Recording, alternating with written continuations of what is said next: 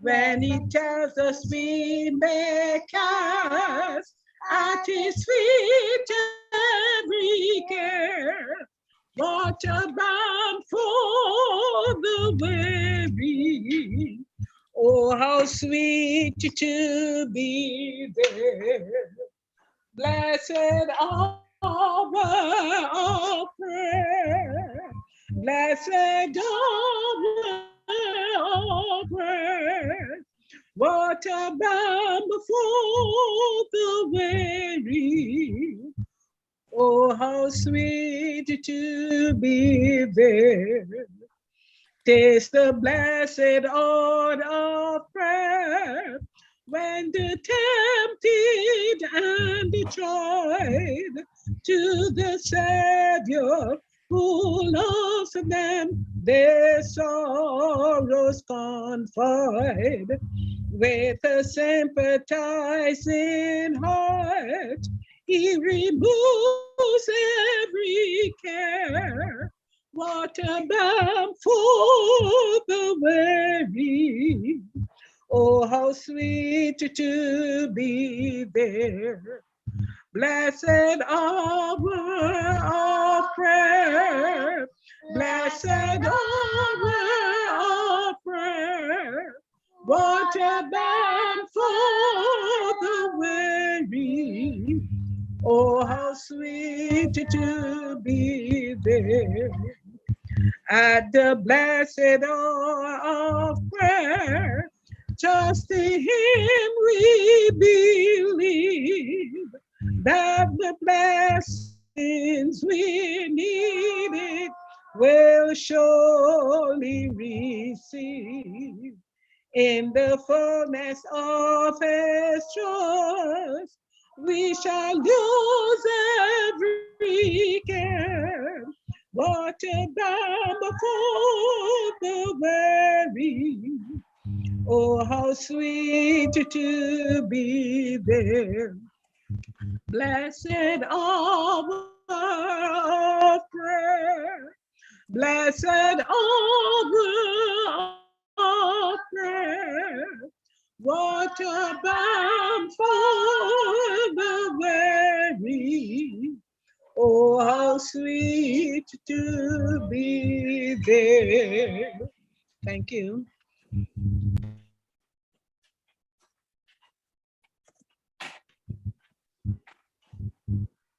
We're finished, Brother Newton. Thank you.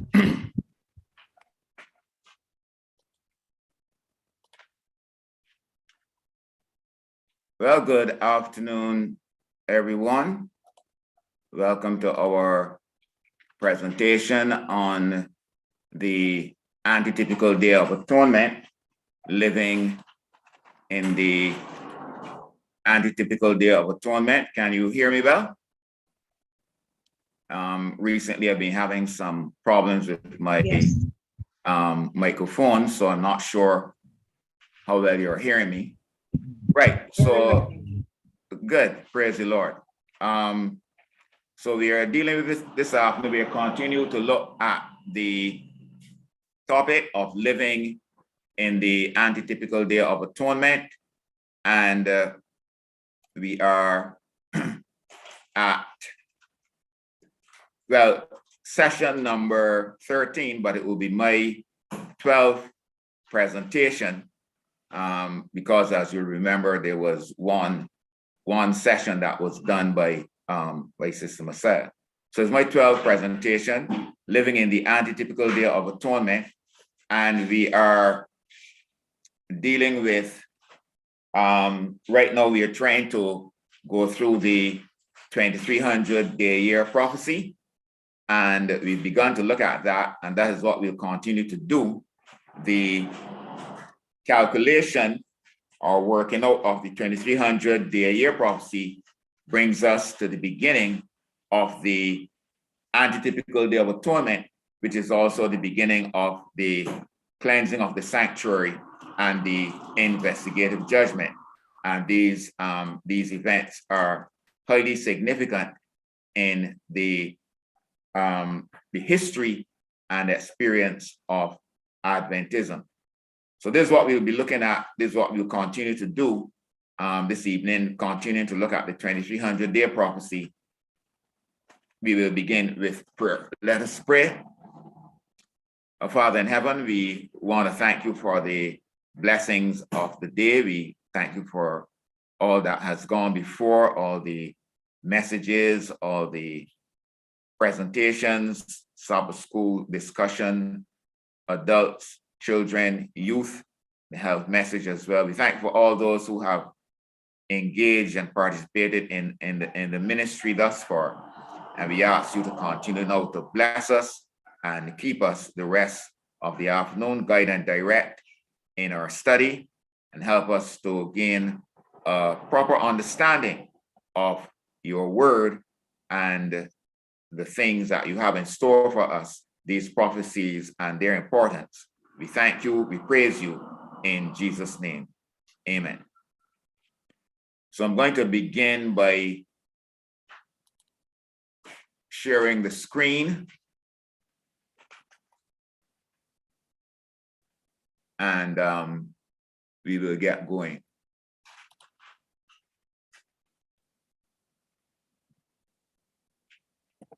Okay, so we will return to the talk and we will begin. Okay.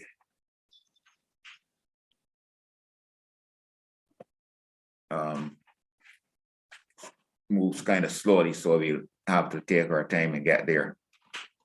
None of the automatic controls are working, so we'll have to keep moving. All right, so we'll be there at the top. We are there at the top. So living in the Antitypical Day of Atonement, part 11, and we are seeking to establish the start date of the Antitypical Day of Atonement, which of course is the start date of the cleansing of the sanctuary and the investigative judgment.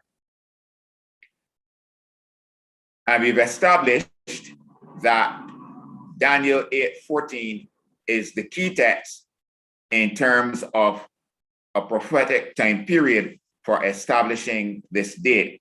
Daniel 8:14 is the key text when we're looking for the particular time period, which helps us to establish the start date for the cleansing of the sanctuary and the investigative judgment. We are going to read Daniel 8:13 and 14, and I'm going to ask someone to read that for us.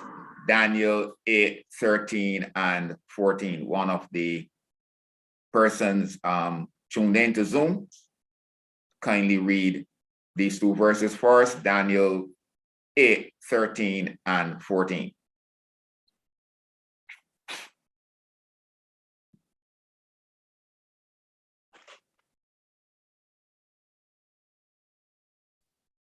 Somebody read for us. One saint speaking, and another saint said unto the certain saint which spoke, how long shall be the vision concerning the daily sacrifice and the transgression of desolation, to give both the sanctuary and the host to be trodden underfoot?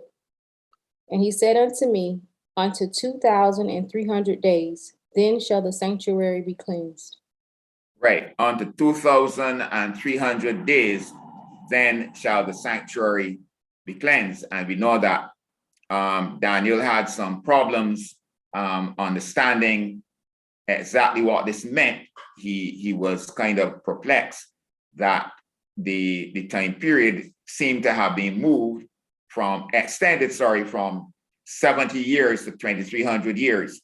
But then he went back and studied the prophecies of Jeremiah and understood clearly that the time period during which the Jews would be in captivity in Babylon, and therefore the time period during which the Jewish earthly sanctuary would be desolated was in fact 70 years and not 2,300 years. And therefore this 2,300 years would apply to another sanctuary, and that was the heavenly sanctuary. And hopefully today we shall see a correlation between the commandment to restore and build Jerusalem and the Jerusalem temple and the actual cleansing, the start date for the cleansing of the heavenly sanctuary. So we're dealing here with 2300 symbolic prophetic days, which represent 2300 calendar years based on the day-year principle. And that principle is one in symbolic prophecy, one day represents a calendar year. Could someone tell us what are the two main texts that we use to prove that in symbolic prophecy, a day represents a year? Someone to tell us give us the two texts which we normally use, the two main texts which we use, quickly. What are the two texts that by which we prove that a day in prophecy represents a year? Ezekiel 4:6. Ezekiel 4:6, that's one. And what's the other? Numbers 14:34. Numbers 14:34. I've given you a day for a year. Numbers 14:34 and Ezekiel 4:6. Thank you. Our task, therefore, is to find the start and end of these 2300 years so as to discover the starting date for the cleansing of the sanctuary, the investigative judgment, and the antitypical day of atonement. So we have a little chart here. Let us see if we can reduce. See if we can reduce the size. Yes, it's there. So we have a little chart. We have the start. And we are a little perplexed as to when the start is and when the end is. We haven't, at least for this evening's study, we haven't done that yet. All we know is that we have 2300 years. We need to find the start and we need to find the end, because when we find the end of the 2300 years, we will find the start of the cleansing of the sanctuary, the investigative judgment, and most importantly, the antitypical day of atonement.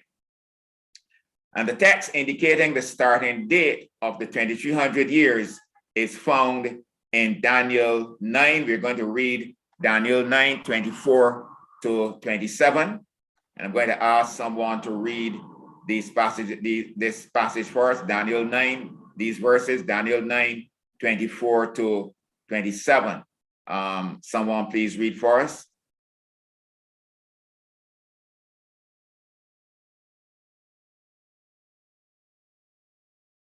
Daniel 9, 24 to 27. 70 weeks are determined upon thy people. 70 weeks are determined. Okay. All right. Thank you, Sister Flo.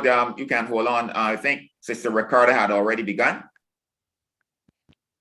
Sister Ricardo. 70 weeks are determined upon thy people and upon thy holy city to finish the transgression and to make an end of sins and to make reconciliation for iniquity and to bring in everlasting righteousness and to seal up the vision and prophecy and to anoint the most holy. Know therefore and understand that from the going forth of the commandment to restore and to build Jerusalem unto the Messiah the Prince shall be 7 weeks, and 62 weeks. The street shall be built again, and the wall even in troublous times. And after 62 weeks shall Messiah be cut off, but not for himself. And the people of the prince that shall come shall destroy the city and the sanctuary, and the end thereof shall be with a flood, and unto the end of the war desolations are determined. And he shall confirm the covenant with many for 1 week, and in the midst of the week he shall cause the sacrifice and the oblation to cease. And for the overspreading of abomination he shall make it desolate, even until the consummation, and that determined shall be poured upon the desert. Desolate. All right, thank you. So at this point, we just want to deal with the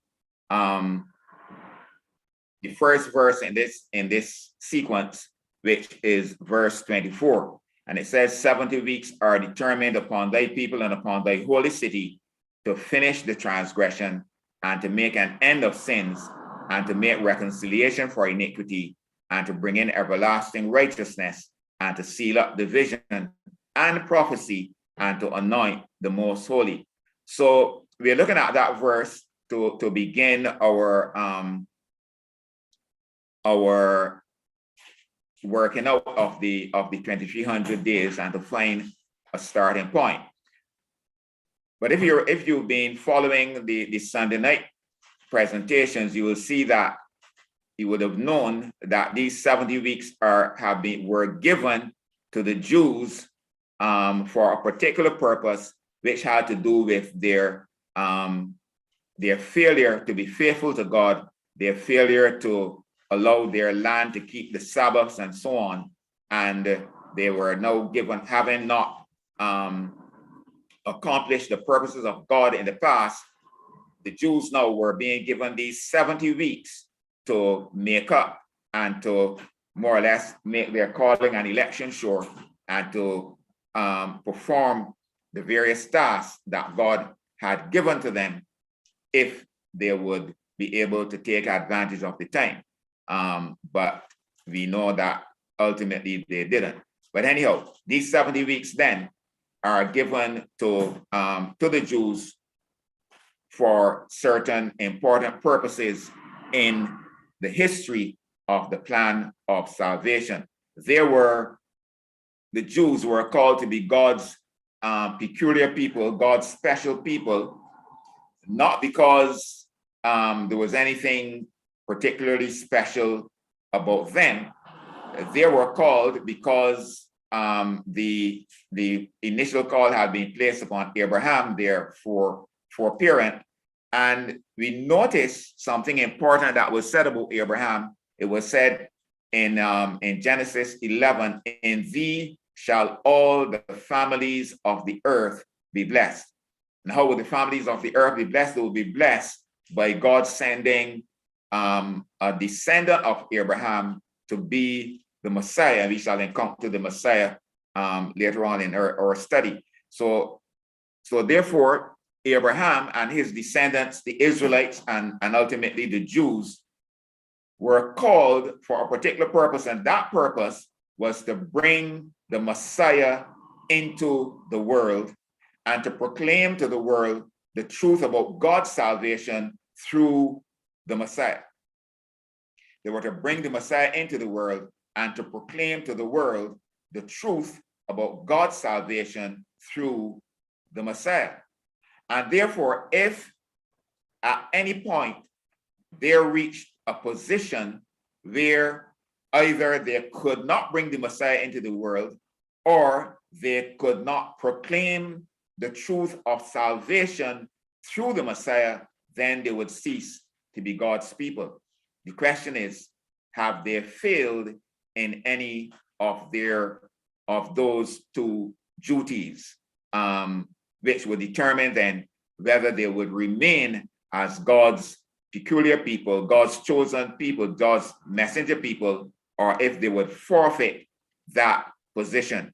Anybody with a quick answer? Have the Jews always maintained their ability to, one, bring the Messiah into the world, and two, proclaim to the world the message of God's salvation through the Messiah? Anybody to answer that question quickly?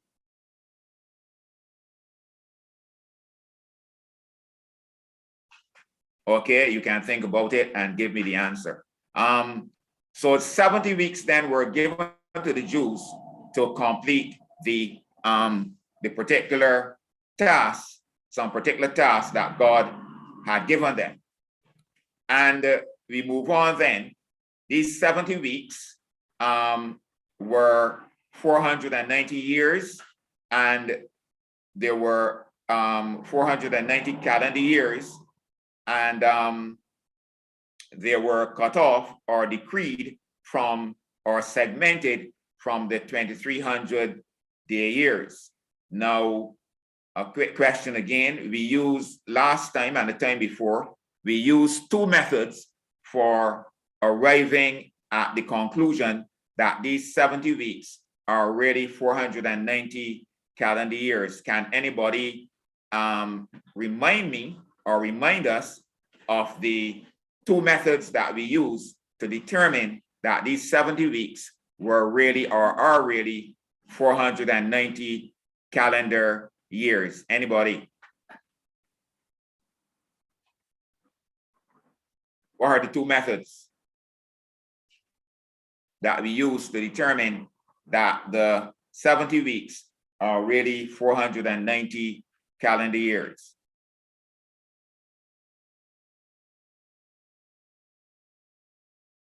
Nobody remembers?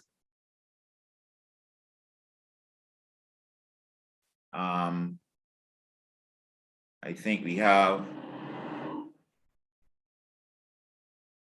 Anybody? Repeat the question, Ozzy. Yes, the question is, last time and the time before, we used two methods to determine that the 70 weeks are really 490 calendar years. What are the two methods? At least give me one, and hopefully somebody else will give me the other. So what are the two methods? How do we calculate that weeks? How do we move step by step? There are steps. How do we move from weeks in prophecy to actual calendar years? Give me a method that we would use. At least one. We have 70 weeks. How do we move from weeks to years, step by step?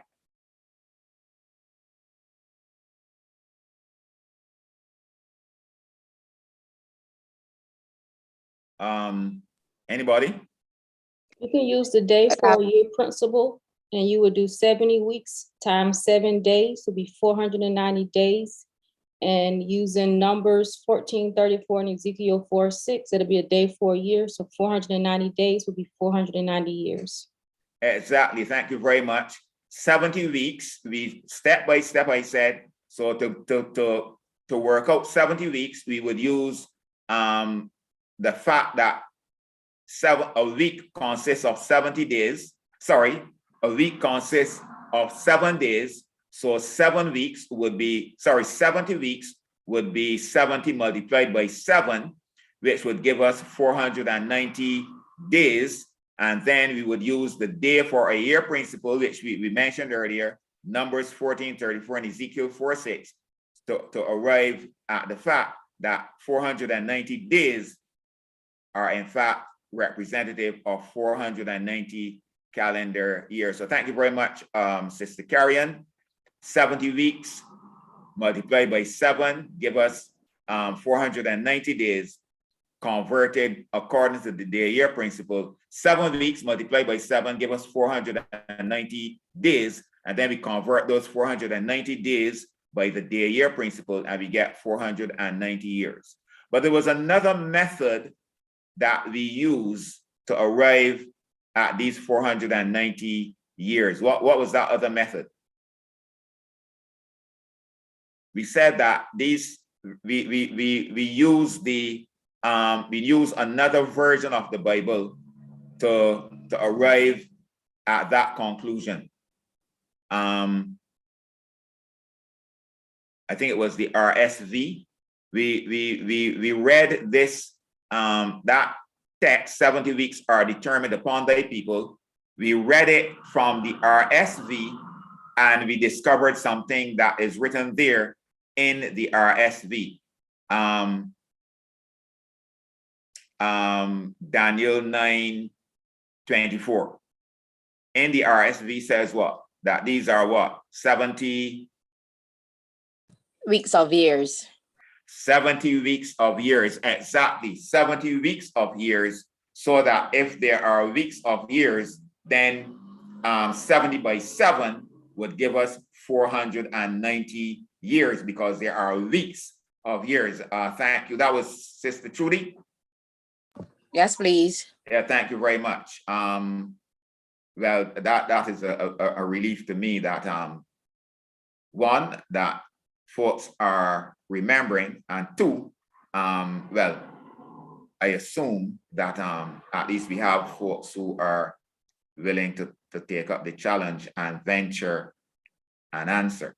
Right. So these are 490 years which have been, one of the word used is determined, another one used is decreed, and another one is cut off. They have been cut off from the 2300 years.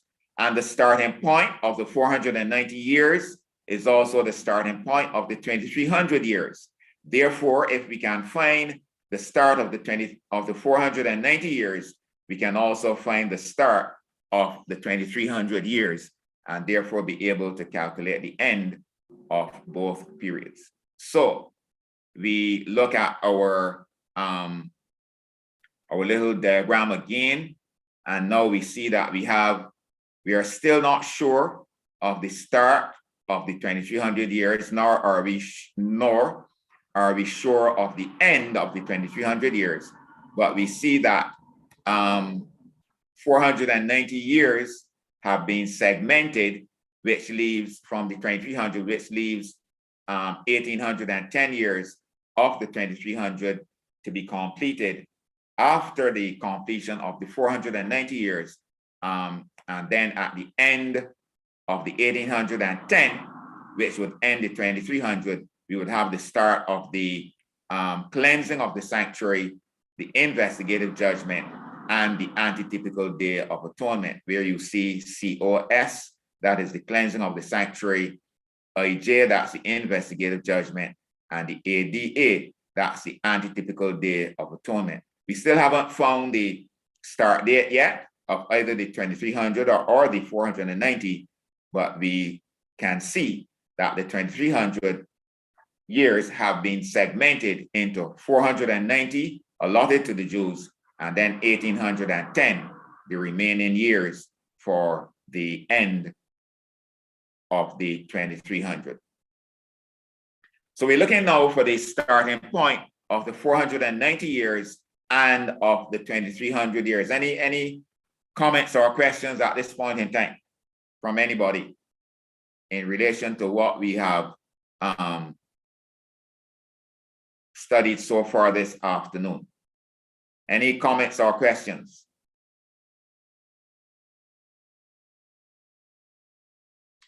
Okay, so we move on now. We are still in Daniel 9 because it is in Daniel 9 that the answers in relation to the working out of the 2300 years are found.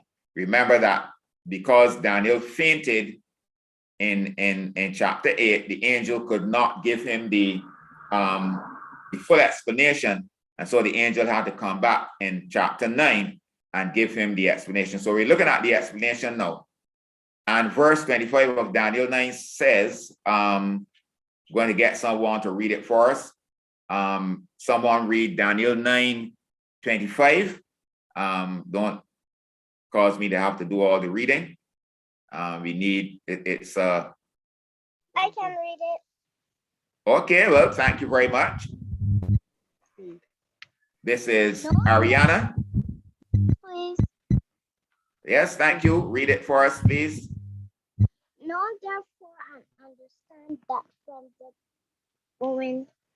going forth of the commandment to restore and to build Jerusalem unto the Messiah the Prince shall be 7 weeks and 62 weeks. The street shall be built again, and the wall, even in troublous times. Yes. Troublous times. Yes, thank you very much. You're learning to read very well. Thank you. Continue the good work. Children who learn to read well create a good future for themselves. You never know, one of these days you might be, I'm sure you'll be asked to read scripture in church. Essentially, you're reading scripture in church now. And you never know, learn to read well, and you might have to read the news on TV one day. You never know. Practice the good things of life, and it will bring you, it will exalt you and bring you before kings. Thank you very much. So we are dealing here then with from the going forth of the commandment to restore and to build Jerusalem. It says, unto Messiah the Prince, then the wall will be built, and the street shall be built again, and the wall. But we are here now focusing on the going forth of the commandment. This is what we want to establish at this time, the date. What is the going forth of the commandment, and what is the date for the going forth of the commandment? Anybody wants to pick up on that and remind us how we arrive at the particular commandment? There are some important steps, and there are some important texts that help us to understand what this commandment is. Can anybody help us there? We are looking for the going forth of the commandment. Where do we find itemized or Ezra 6:14. Ezra 6:14? Could you read that for us? Thank you very much. Very good, very good. Ezra 6:14. Can you read that for us then? And the elders of the Jews builded, and they prospered through the prophesying of Haggai the prophet and Zechariah the son of Iddo, and they builded and finished it according to the commandment of the God of Israel, and according to the commandment of Cyrus and Darius and Artaxerxes, king of Persia. Well, thank you very much, Sister Lilith. What can you tell us then about this commandment? What is the Bible here in Ezra 6:14 telling us about this commandment? Is this then the commandment to restore and to build Jerusalem? And what is the Bible telling us about it here in Ezra 6:14? That it took 3 decrees. Yeah. It was finally completed in Artaxerxes' reign.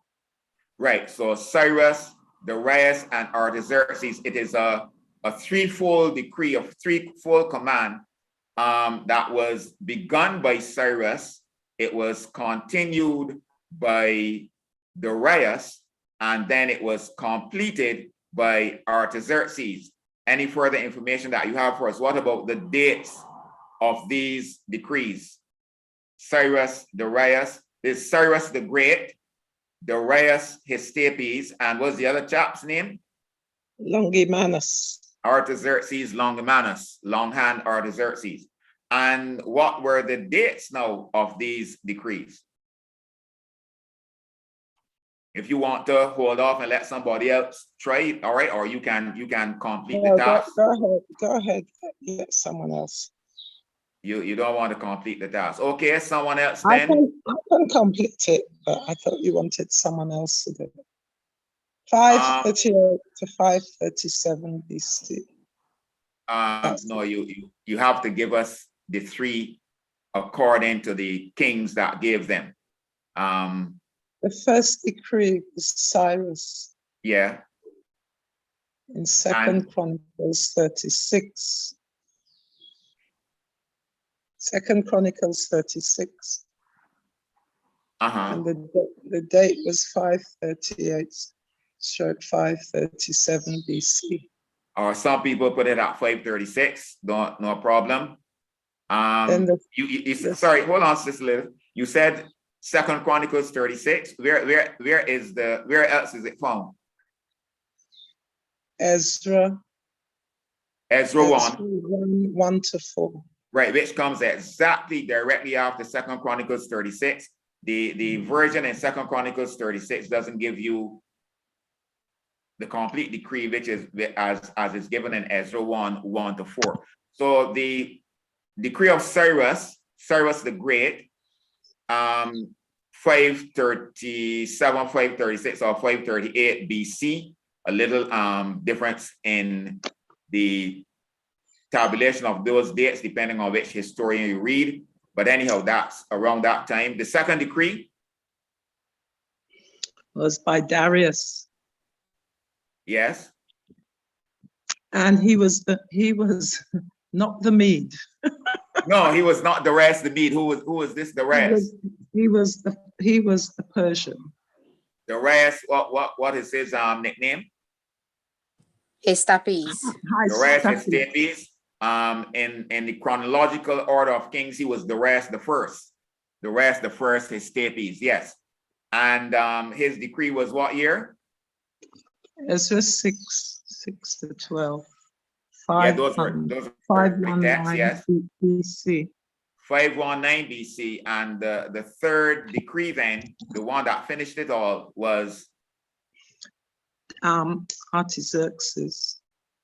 Artaxerxes Longimanus. And what year?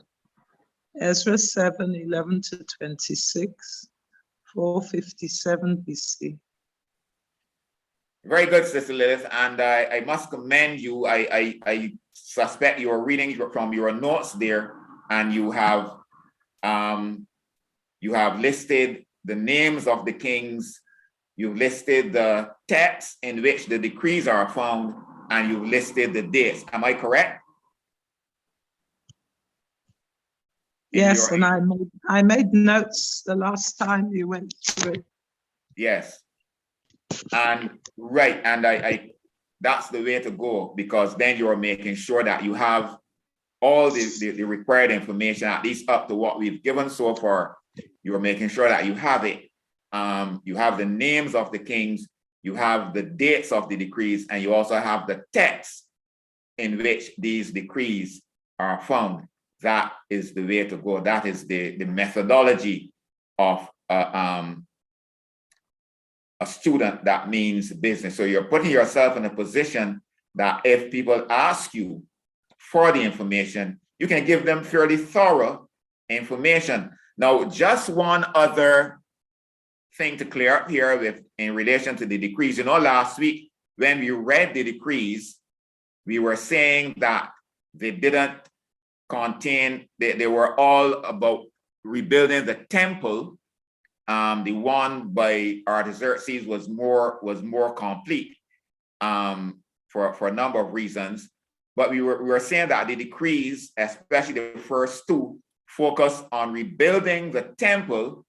But Dr. Duglin gave us some other information. Do you remember anybody remembered what that other information was that Dr. Duglin gave us about the actual decree of Cyrus?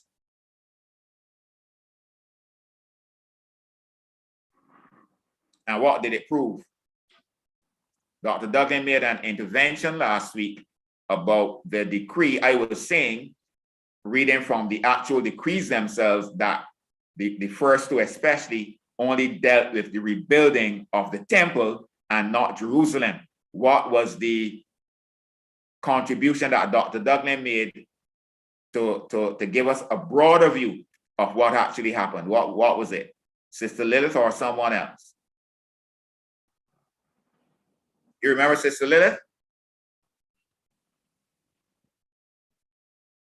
Anybody?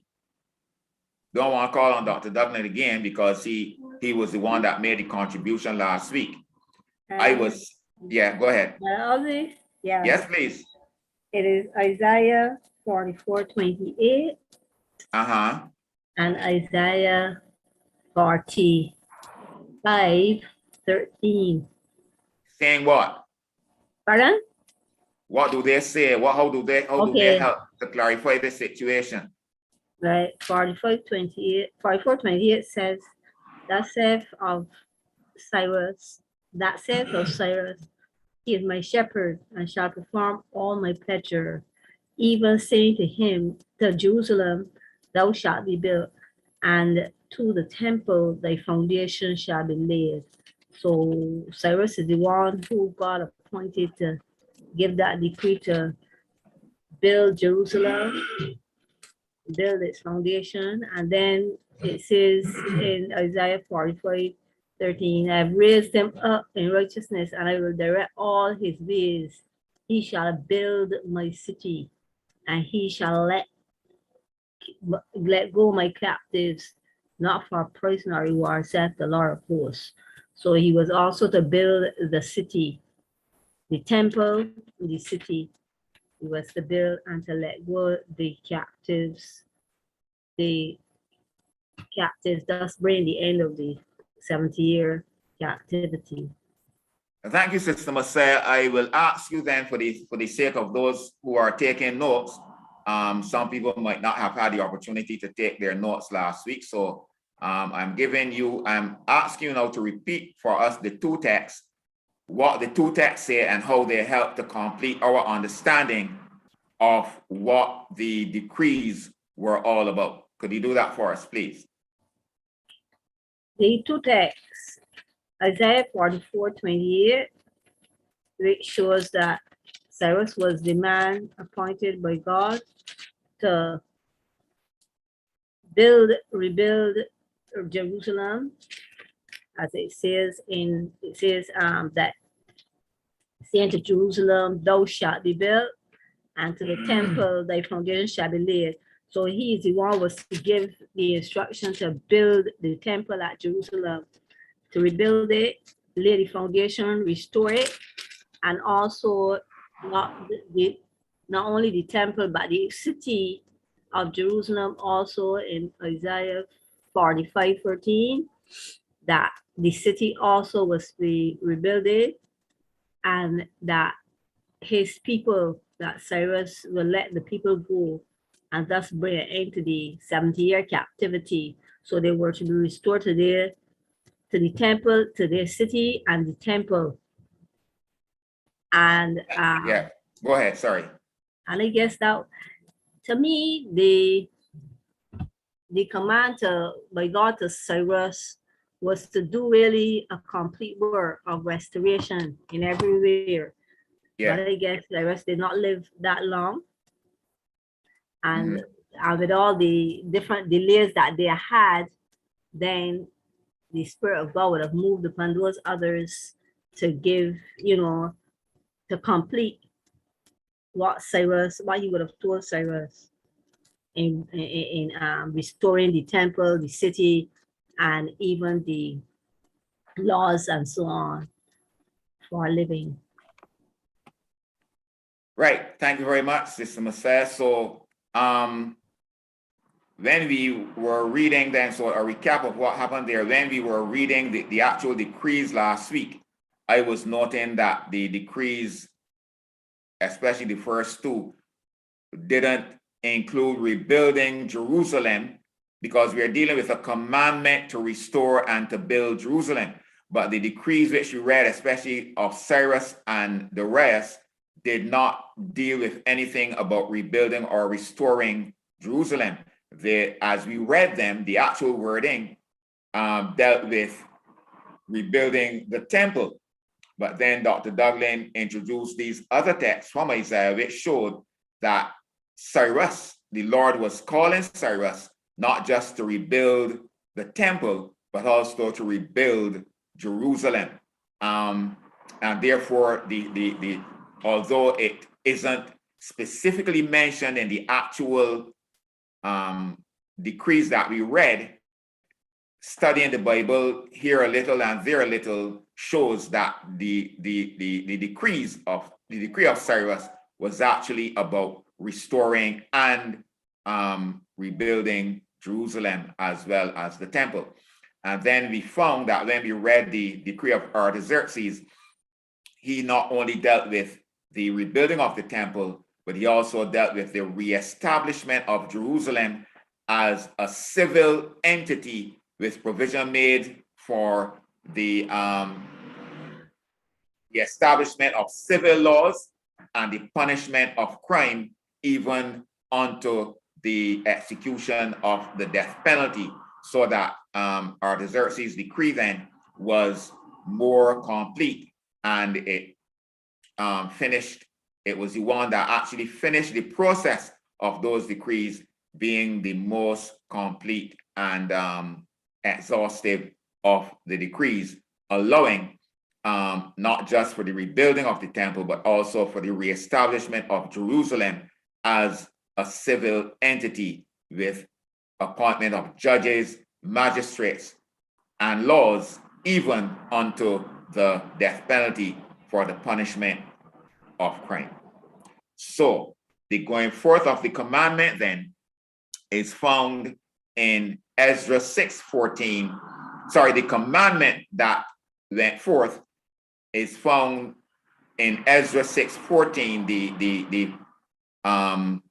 the text that brings to light what this commandment is all about. The command of Cyrus, Darius, and Artaxerxes, king of Persia, and then the text then that actually contain the actual commandments can be found in Ezra chapter 1, Ezra chapter 6, and Ezra chapter 7. And the last one is the command of Artaxerxes, the decree of Artaxerxes, Ezra chapter 7. And somebody to tell us then what year did the okay, two questions here. In determining then the year for the going forth of the commandment, do we use the decree of Cyrus or do we use the decree of Artaxerxes? Question there. The decree of Artaxerxes. The decree of Artaxerxes, why?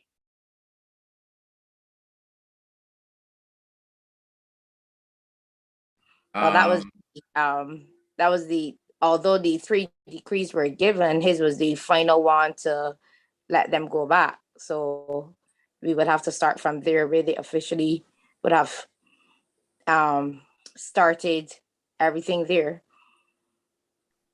Okay. So my next question then, based on your answer, did they go back before Artaxerxes' decree? Did they begin rebuilding before Artaxerxes' decree, or was Artaxerxes' decree the one on which they went back and the one on which they began to build? Some went back before, but not all. Well, tell us what happened. Give us then the history of the decrees. What about the building? Did they begin to build only after Artaxerxes' decree, or did they begin building before Artaxerxes' decree? This for you, and this is for the whole class. We are making sure that you really understand. Sometimes they began building. They began building before. But then a letter was sent out for them to be stopped. Okay, but well, that is true. So when did they first go down? When did they first return to Jerusalem, and when did they begin to build? On whose decree? The first one. The decree of Cyrus. They went back on the decree of Cyrus, under the decree of Cyrus, and did they begin to build? Yes, they did. And what happened? They started the wall. And counselors were hired to frustrate their purpose. All the days of Cyrus, king of Persia, even unto the reign of Darius, king of Persia. Ezra 4:5. Yes. And what happened? We went through this last week, so you are now trying to remember you must remember the evidence that you had before and what you did before, so that you would get your answers correct. So they went back to build under the decree of Cyrus, and they began to build, but what happened? Then, as Sister said, they were asked to stop. Ezra 4:21, give me now commandment to cause these men to cease, and that this city be not builded until another commandment shall be given from me. So this was a command then, a commandment from whom?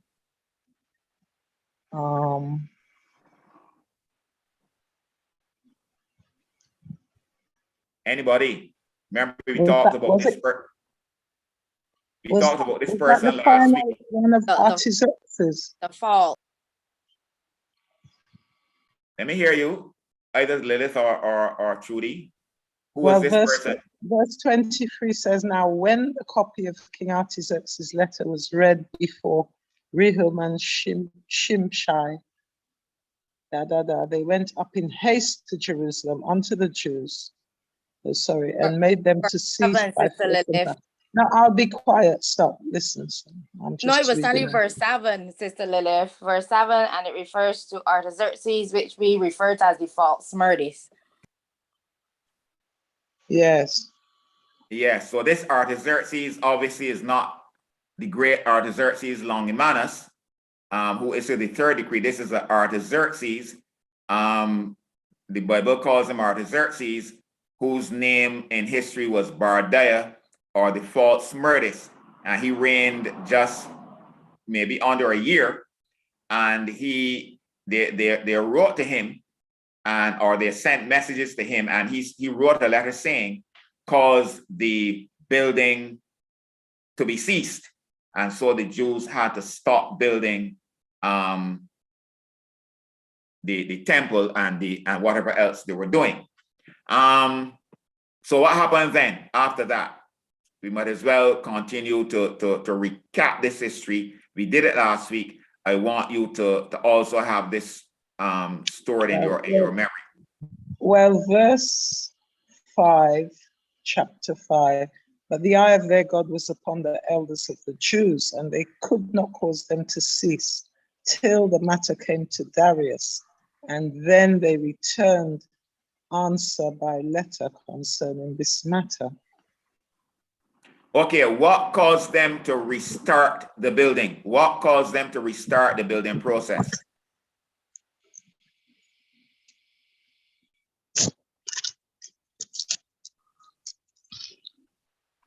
What caused the Jews to restart the building process? Verse 13, but in the year of Cyrus, the king of Babylon, the same King Cyrus made a decree to build this house of God. Okay, go back. Okay, but right. No, you're talking there about the decree of Cyrus, but go back to the beginning of chapter 5. Okay. The prophets of God. From verse 1. Yeah, right. Then the prophets Haggai the prophet and Zechariah the son of Iddo prophesied unto the Jews that were in Judah and Jerusalem in the name of God, the God of Israel. Even then rose up Zerubbabel the son of Shealtiel and Jeshua the son of Chazdak, and began to build the house of God, which is in Jerusalem. And so with what So what caused them to resume the building?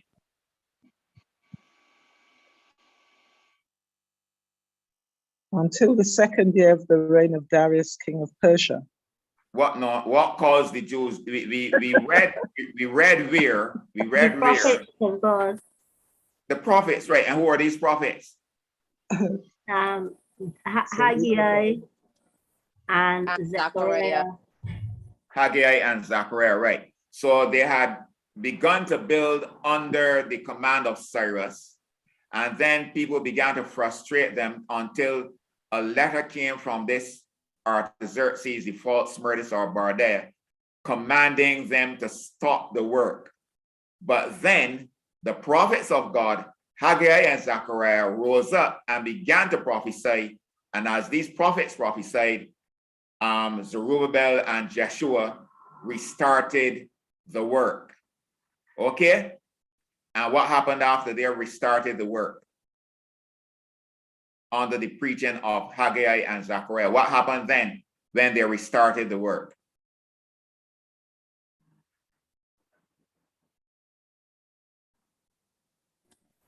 The governor and Bosnia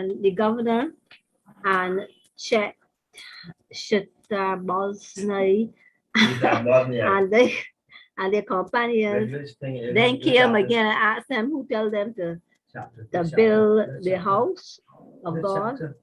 This chapter 5, verse 3. On verse 3. And but the eye of God was upon the elders of the Jews, and they could not cause them to cease till the matter came to Darius. So then they appealed to those two men, and their companions appealed to Darius Darius Hystaspes about the matter.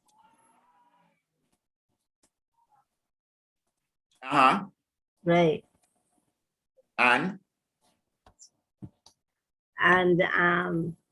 they would have told him that the guy Artaxerxes, who is the false Smyrnus, has stopped the work, and these men started on their own to rebuild it and to continue building and so on.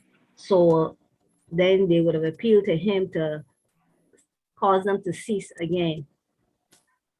okay, what actually happened was that then the opponents came to the Jews and asked them why they're building. They said, well, we have a decree from Cyrus, king of Persia, that gave us authority to do this building. We have a decree from Cyrus. So the opposers sent to Darius and told him, well, these people are building and they say they have a decree from Cyrus. Can you search to find out if this is true? And Artaxerxes searched, found the decree of Cyrus, and then wrote a decree of his own saying, this work must continue and don't interfere with it. Furthermore, provide the resources that are needed for this work to continue. So that was the genesis of Darius's decree. And then some years later, Ezra now obtained a decree from Artaxerxes, and he went down to continue and to complete the work. So we begin the date, and the going forth of the commandment is not reckoned from as the going forth of Cyrus's decree. The going forth of the commandment is reckoned from the decree of Artaxerxes Longimanus. And in what year, by the way, what year was the decree of Artaxerxes Longimanus? Anybody? 457 BC. That is reckoned as the date for the going forth of the commandment, because Artaxerxes was the most comprehensive, and it was the one that completed the three-part decree. That's why we must not forget Ezra 6:14, which Ezra 6:14 presents the three decrees as one, and therefore the starting point, the going forth of the decree, therefore cannot be the starting point, the going forth of the first decree. It must be the going forth of the decree that completed the commandment, and that is the decree of Artaxerxes in the year 457 BC.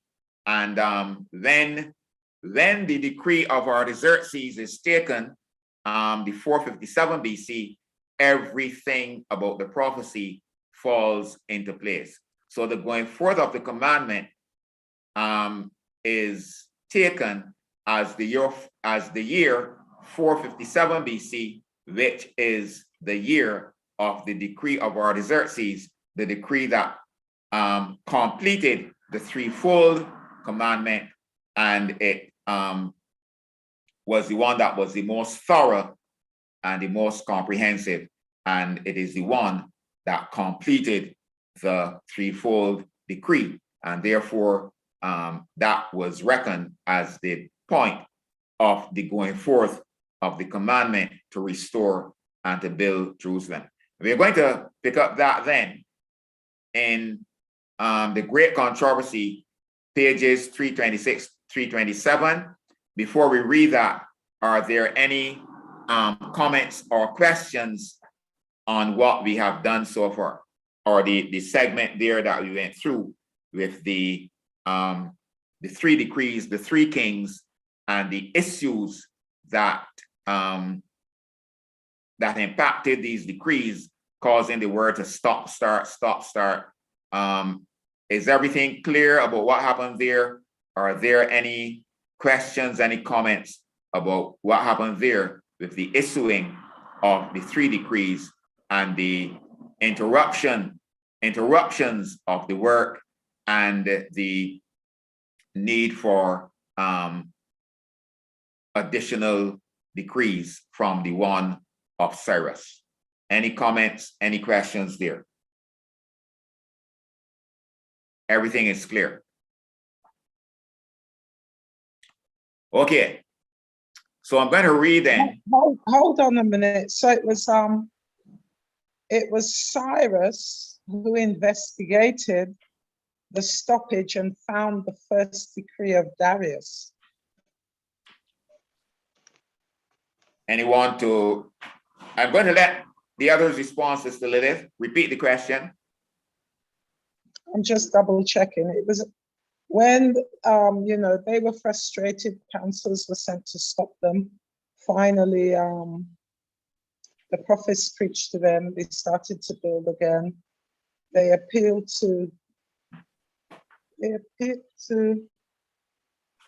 make sure I have my notes right. Darius, his states about the matter. Darius investigated. Is it Darius that investigated it or Cyrus? Cyrus investigated and decreed again. Cyrus must have been the one to investigate. I just wanted to get it clear in my head. By that time, Cyrus was off the scene, it would appear, because I can't hear properly. no, By that I'm just time- saying it couldn't be Cyrus, because by that time Cyrus would have been off the scene. It was the next, it wasn't Fort Smyrnis, because Fort Smyrnis, he would be the one who stopped the work. Yes. Darius, Hystaspes, the other Persian king, the next king, that they would have appealed to. And he's the one who investigated and decreed. Right. Okay. So then I've got the first decree of Cyrus. Okay. So it was Darius Hystaspes who investigated and he found the old scroll. What did he find when he investigated? Didn't he find a roll therein was a record written? Of what? Chapter 6, verse 2. Whose decree?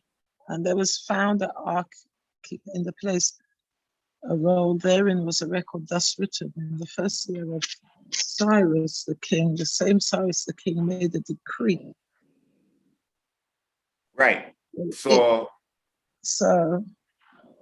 yes, it was Cyrus. He found, I think. Anyway, I'll go back to that after this session. I want you to do it now. Do it now. No, I don't want to do it now. You don't want to. All right. You know what I'm getting at. You know that I'm trying to help you to work it out. But I'm putting a little pressure on you. Brother Newton style. Okay, so let's go back, Lilith. Who gave the first decree?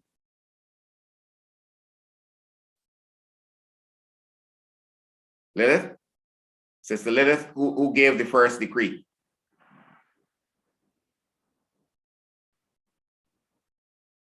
Anybody who gave the first decree? King Cyrus. King Cyrus gave the first decree. And who stopped the building under that decree? Bardiah, which would be Artaxerxes, also known as False Smyrnis. Good. And what was the role of Darius Hystaspes? When the prophets Haggai and Zechariah gave the orders of the resumption to rebuild, then the others, Tatnia and the others, asked them who gave them. They would have produced the copy of the letter saying, well, this is from King Cyrus.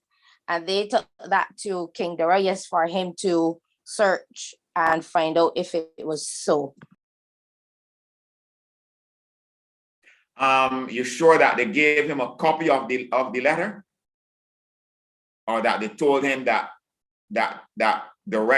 Cyrus had give them authority? You sure they gave him? In verse 6, it says the copy of the letter. Okay, all right. Read it.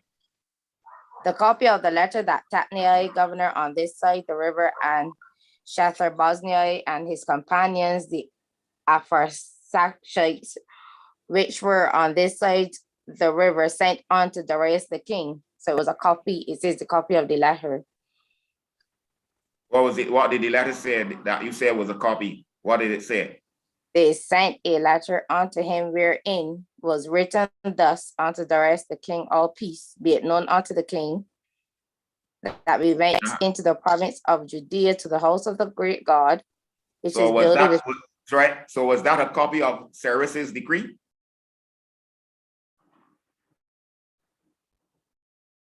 Or that was the letter, or that was a copy of the letter? That was the letter to stop them. The letter, sorry, the letter. Right. So there's another lesson you're learning now. You have to read carefully, make sure that you read carefully and understand what you're reading. So it doesn't say that the Jews sent a copy of Cyrus's letter.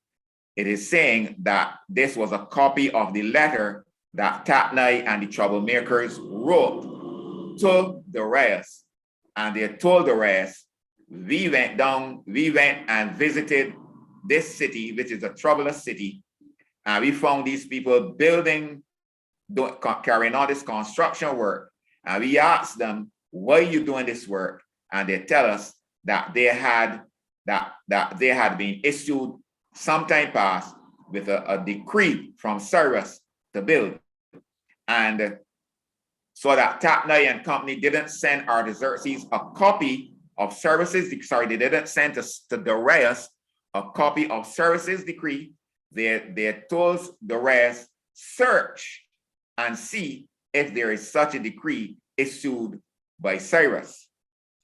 And when Darius searched, he found the decree of Cyrus, and then he issued a decree of his own. Okay? But yes. Was you talking? Yes, I just my understanding, right? Yeah. First of all, let me just we gotta remember that you're talking about Jerusalem, and you're talking about right? And you are not talking about 21 miles away, you know. You're talking about a good distance to get messages from one place to the next. So when my understanding is that when the first decree came out from Cyrus the Great, right? It the Jews went to build. The trouble start. Messengers had to then leave Jerusalem and travel back, or they may have a telephone. They had to use the horses and so forth to take messages. And the messengers then went from Jerusalem to back to Babylon, pointing out that so-and-so was happening, and this had got to be at least 1,300, if not 3,000 miles away, right? So and those others could not command the king. The message was these people doing so-and-so, they are rebellious people. They claim that they got permission from you. Please confirm. Please confirm. The king then did a check. In fact, the king apparently, when it came, the king said, sent back a message saying, telling them to halt. But that message is going to take time to reach. And he commanded that the search, the vaults, and so forth to confirm that the command was given to rebuild. And from understanding, by the time that happened, Artaxerxes Longimanus, it was probably completed during his time, and the messaging came back from Babylon thousands of miles away, telling the fellows confirm, and furthermore, find the taxes and so forth to help the fellows, help the people do the work. So we got to bear in mind the distance between the two places that where the controversies in Jerusalem, the decrees coming from Babylon, thousands of miles away, the means of communication, and there's always a time gap between message sent, message received, message sent, message received. So we just, my point is that we just got various things in mind. Yeah, well, thank you, Brother Odell. Yeah, we have to bear it in mind. Just the end of the letter written by Tatnai and those to the king. I know that I spoke in a certain manner, but this is the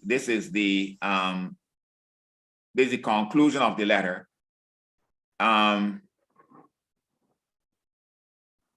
Ezra 5:17. Now, therefore, if it seem good to the king, let there be search made in the king's treasure house, which is there at Babylon, whether it be so that a decree was made of Cyrus the king to build this house of God at Jerusalem, and let the king send his pleasure to us concerning this matter. So I know that I said something like they told the king to search, but obviously that is just crazy. I'm clear that they couldn't give orders to the king, and the text shows that they were respectful in their communication to the king. Now, therefore, if it seemed good to the king, let there be search made in the king's treasure house, which is there at Babylon, whether it be so that the decree was made of Cyrus the king to build this house of God at Jerusalem, and let the king send his pleasure to us concerning this matter. So, yes, I want to make it clear that I never intended to say that the guys were disrespectful and gave orders to the king. It was just my way of speaking. I understand clearly that they were respectful and requesting of the king to do certain things rather than giving orders to him. All right, Sister Messiah, you were making a comment? And Sister Lilith, go ahead. And Sister Lilith, then bear in mind that it was Darius making search in relation to the command of Cyrus and not the other way around. So always remember that Cyrus gave the first decree, and therefore anybody searching later on about the decree could not be Cyrus. It had to be one of the others. Who ceased the work at Jerusalem, and who reigned? Right. The work was begun under the reign of Cyrus. You can read it in Ezra chapter 1. And after Cyrus died, there were other kings, and there was this king who reigned in 522. In the Bible, he's called Artaxerxes. Historically, this person is known as Bardiah, or the false Smerdis. He gave the order for the work to cease. Check Ezra chapter 4, 23 and 24. Yeah, Ezra 4, 23 and 24. Now, when the copy of King Artaxerxes' letter was read to Rehum and Shimshai the scribe and their companions, they went up in haste to Jerusalem unto the Jews and made them to cease by force and power. Then ceased the work of the house of God, which is at Jerusalem. So it ceased unto the 2nd year of the reign of Darius, king of Persia. So what is the what are you trying to tell us there? The brother that just spoke, what are you trying to tell us? What are you bringing to our attention? That when Darius realized that it had ceased, he had to search, as you mentioned, to find out the orders that was given before. How did Darius know that? Well, not Darius. How did Darius come into the picture? How did he get involved? Because after Cyrus, he was the next ruler in charge. So when the Darius? people, yeah. I think that's not correct. Cyrus was the ruler. Remember that when Babylon was overthrown, we had a chap named Darius the Mede that reigned for about a year or so. Some people think 2. He reigned, and then he died. He began reigning at the age of 62. Then he died. Then Cyrus came to the throne, and Cyrus was succeeded by several kings before Darius. Cyrus was succeeded by Cambyses II. He was also succeeded. I can't remember all of them. He was also succeeded by this chap called Bardiah, the false Smyrtis, who is mentioned here in the verse we just read as Artaxerxes. He stopped the work, and then it said then that the work ceased until the reign of Darius.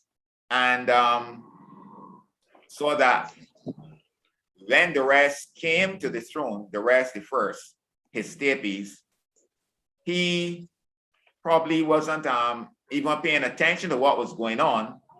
But after the Jews began the work, the Jews recommenced the work before the decree of Darius came out. The work was stopped under this Artaxerxes that we read here in chapter 4, verses 23 and 24. The work was stopped. And then later on, the prophets Haggai and Zechariah began to preach to the Jews, and the Jews began to rebuild the work. They began to resume the work. And then a letter was written to Artaxerxes telling him that these people had started back building this temple and whatever else they were doing, and that they were saying that they had been building under a decree from Cyrus, and therefore the Tatnai and Sethar-boznai and the opposers wrote a letter to Darius telling him, well, look, we went to investigate and found these people building, and they say that they had received sometime back a decree from Cyrus to build, and therefore we are asking the king Darius to make a search and to ascertain whether it is true that Cyrus had issued a decree giving these people permission to build. And you can read it then at the beginning of chapter 6 of Ezra. Darius then issued a commandment that search should be made, and search was made.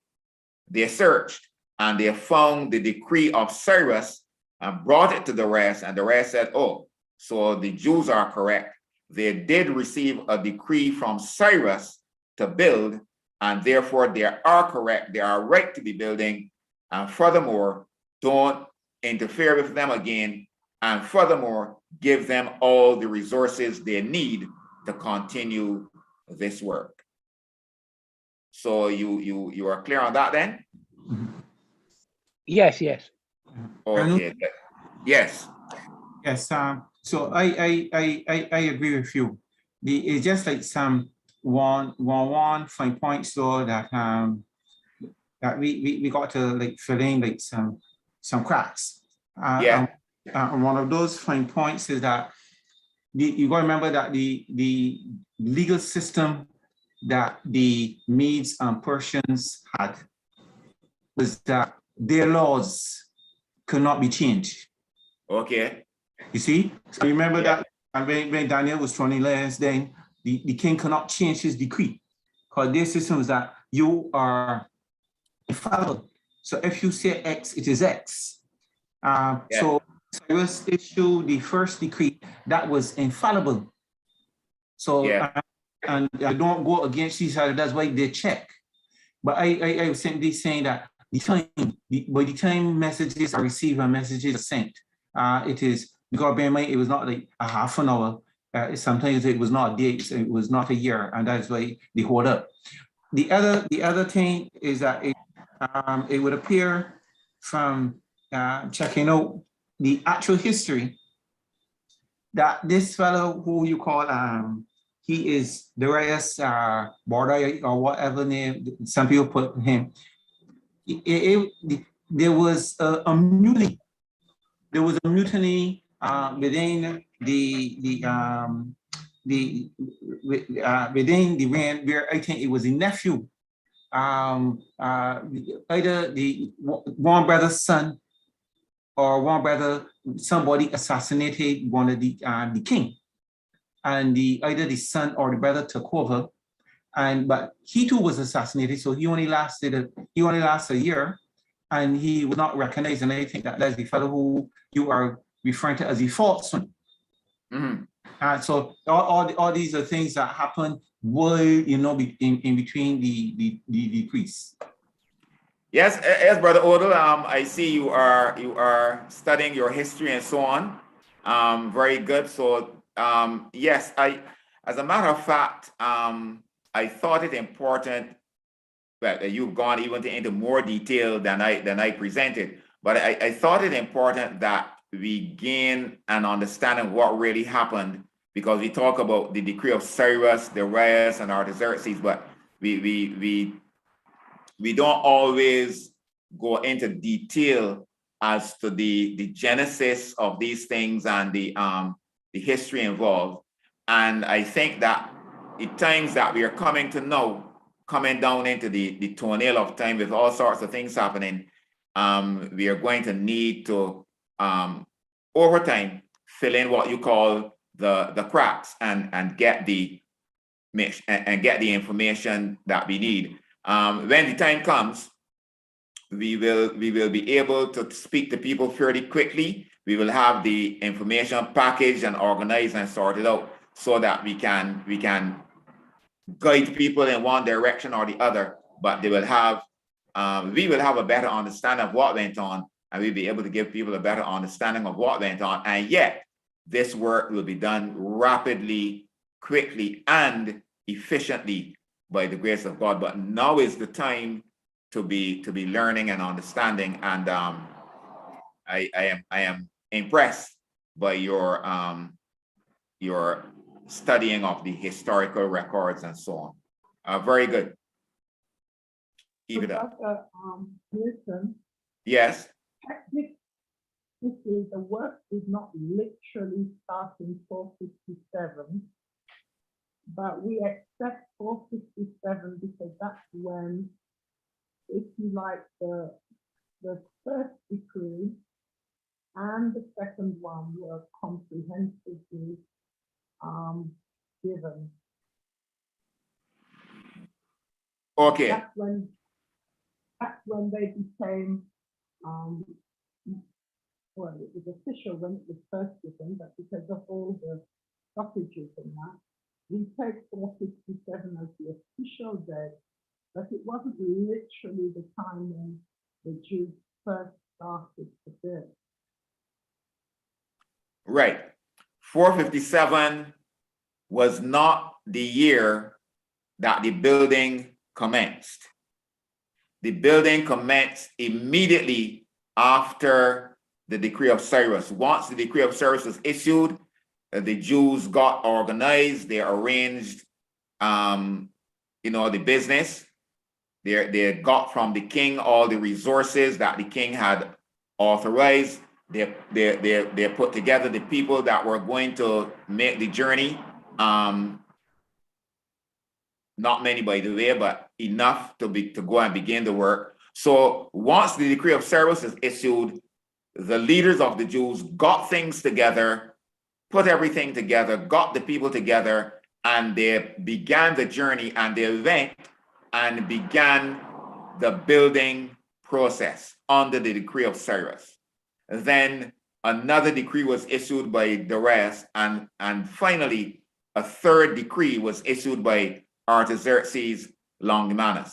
And even though the decree of Artaxerxes was the third, his decree is reckoned as the going forth of the commandment to restore and build Jerusalem.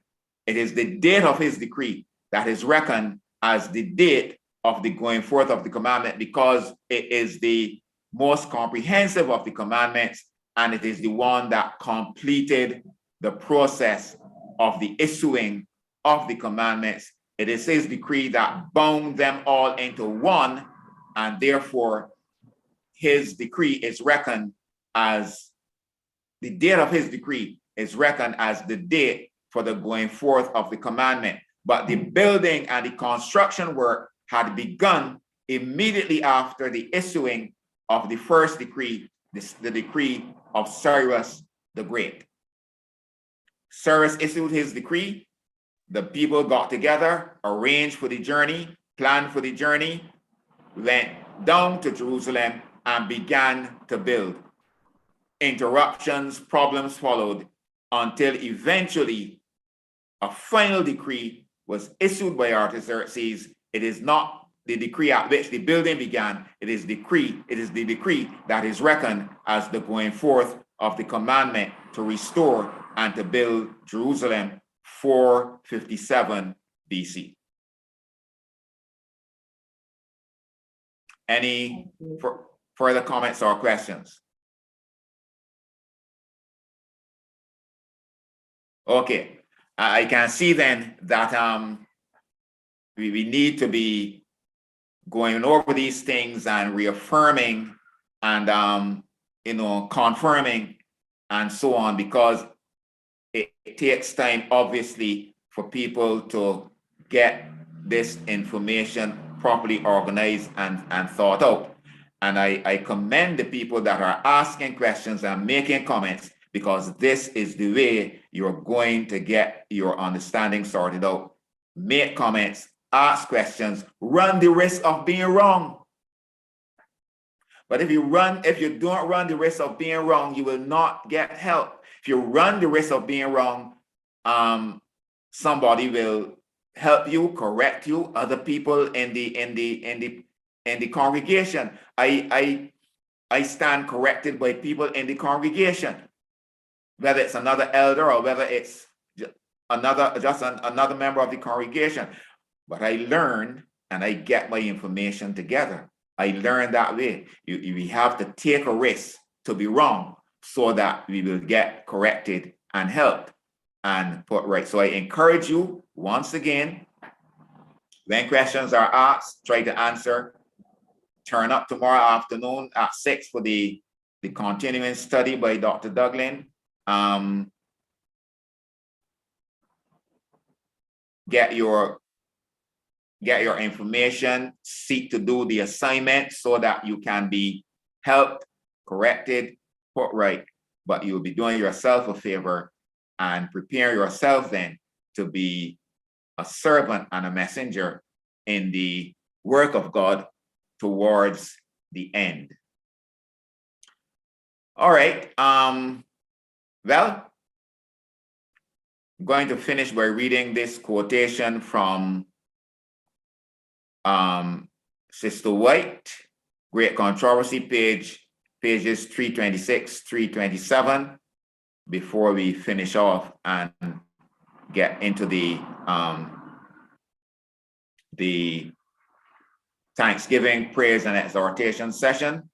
I'm asking Sister Audrey to get a song or hymn or two ready, and the others to get your contributions ready, your testimonies, your passages of exhortation, passages of praise, passages of thanksgiving, your items of special music, and so on. Get them ready so that we can have a grand time finishing off the Sabbath together and by the grace of God. So, Great Controversy, pages 326, 327. The 70 weeks were declared by the angel to date from the going forth of the commandment to restore and build Jerusalem. If the date of this commandment could be found, then the starting point for the great period of the 2300 days would be ascertained. So remember, this is what we are really aiming at, to find the starting point for the 2300 years, 2300 days. In the 7th chapter of Ezra, the decree is found, verses 12 to 26, the decree of Artaxerxes. In its completest form, it was issued by Artaxerxes, king of Persia, 457 BC. But in Ezra 6:14, the house of the Lord at Jerusalem is said to have been built according to the commandment or decree of Cyrus, Darius, and Artaxerxes, king of Persia. These three kings, in one, originating Cyrus, reaffirming Darius, and completing Artaxerxes, the decree, brought it to the perfection required by the prophecy to mark the beginning of the 2300 years. Not the beginning of the building process, but the beginning of the 2300 years. Taking 457 BC, the time when the decree was completed, so it says then that the decree of Artaxerxes completed the overall decree, which was a combined decree of Cyrus, Darius, and Artaxerxes. Artaxerxes completed the overall decree. And 457 then, the date of its completion is taken as the date of the commandment. And when that is taken, every specification of the prophecy concerning the 70 weeks was seen to have been fulfilled. So we'll finish there. And then next time, then we will seek to complete the chart, the diagram, and seek to complete then the 2300 years, filling in the interim dates and events so that we have a complete understanding of this decree. But I thank God for the questions and comments this evening, and I hope then that things would have been made a little clearer in relation to the decrees, the starting point of the history of the decrees, the first decree, the second decree, the third, how each decree came into being, the problems existing with that were created for the work, and the final decree issued by Artaxerxes, providing the start date for the 2300 years. All right, so any final comments or questions? We thank those who contributed, those who asked questions, and those who made comments, and helped therefore with a better understanding of this matter. Any final comments or questions? We will pray. If not, we will pray at this time. Our Father in heaven, we thank you for the blessings of the day. Thank you for the study of your word, the study of the 2300-day year prophecy. And we thank you for the participation of your people, the questions asked, the comments made, the contributions. We pray that your people will commit themselves to study, will be willing to ask questions, being taking the risk of being wrong so that they can be put right and corrected. Grant that we will always have the right attitude, the right spirit when we engage with each other, so that we can learn from each other and understand that none of us know everything, but we will learn as we interact. So we thank you and praise you. Bless us the remainder of this evening, the remainder of this Sabbath. Bless the evening, the final session now that we are having of thanksgiving, praise, and exhortation. May our hearts be lifted